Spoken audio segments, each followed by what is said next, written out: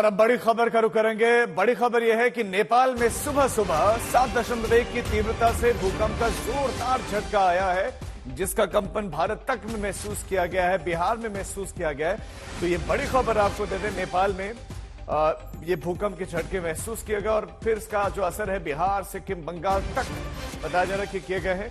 नेपाल के लोबुचे भूकंप का केंद्र बताया जा रहा है, जहां पर 7.1 की तीव्रता का भूकंप आया है। नेपाल इससे पहले भी भूकंप की चपेट में आ चुका है और कितनी बड़ी त्रासदी, कितना बड़ा नुकसान है वो सब जानते हैं। अब नेपाल में फिर से भूकंप के झटके महसूस किए गए हैं। जो इस बार कंपन आया वो 7.1 की तीव्रता का बताया जा रहा है, जबकि जो इसका असर भारत में रहा, बिहार की बात करें लगभग 5.1 के आसपास का जो कंपन है भारत में महसूस किया गया। सिक्किम में भी झटके महसूस किए गए, बंगाल तक में इसके झटके महसूस किए गए। नेपाल का लोबुचे बताया जा रहा है भूकंप का केंद्र, जहां ये कंपन 7.1 की तीव्रता का महसूस किया गया। रोहित सिंह हमारे संवाददाता इस खबर पर हमारे साथ जुड़ गए। रोहित, नेपाल में झटका, क्या नुकसान की खबर मिल रही है और बिहार में इससे संबंधित और क्या जानकारी मिल रही है?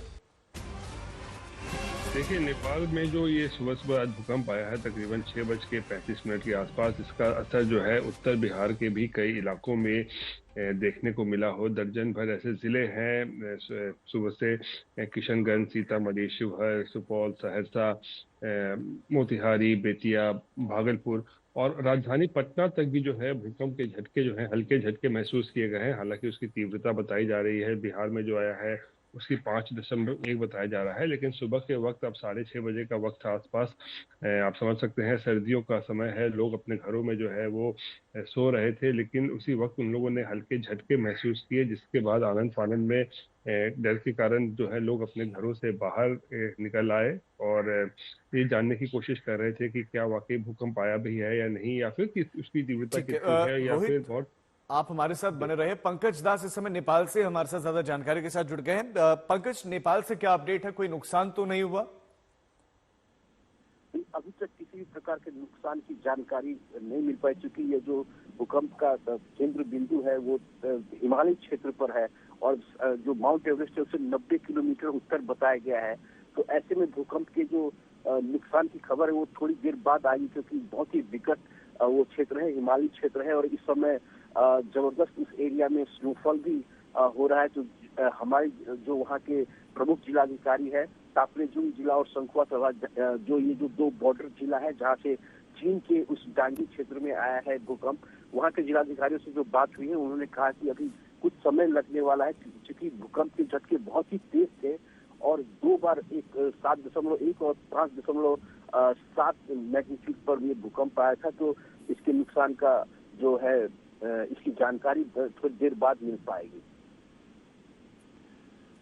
ठीक है पंकज, आप बता रहे हैं कि 2 बार झटके महसूस किए गए, एक बार तो लगभग 7.1 की तीव्रता और दूसरी बार 5.1 की तीव्रता के जो है कंपन जो है महसूस किए गए। रोहित भी हमारे साथ हैं। रोहित, बिहार में जो झटके महसूस किए गए, नेपाल में 2 बार झटके है लेकिन बिहार में 1 बार आप बता रहे हैं कंपन महसूस किया गया, लेकिन नुकसान की खबर तो नहीं मिल रही। देखिए, अभी नुकसान की खबर किसी भी जिले से प्राप्त नहीं हुई है। हालांकि जैसा कि मैं बता रहा था कि जो उसकी तीव्रता थी मतलब बहुत ज्यादा नहीं थी, हाँ, लेकिन 5.1 की तीव्रता थी। तो विभिन्न जिलों में उत्तर बिहार के जो नेपाल से सटे हुए जो इलाके हैं वहां पर भूकंप के झटके आज सुबह 6:35 महसूस किए गए हैं।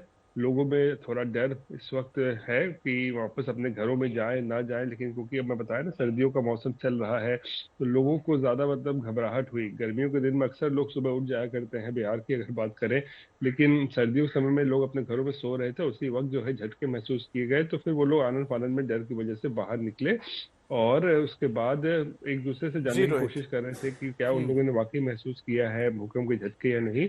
लेकिन फिलहाल नुकसान की किसी भी तो ये राहत की आप बात बता रहे हैं कि कोई नुकसान की खबर अभी तक नहीं है। बहुत शुक्रिया आपका इस तमाम जानकारी के लिए।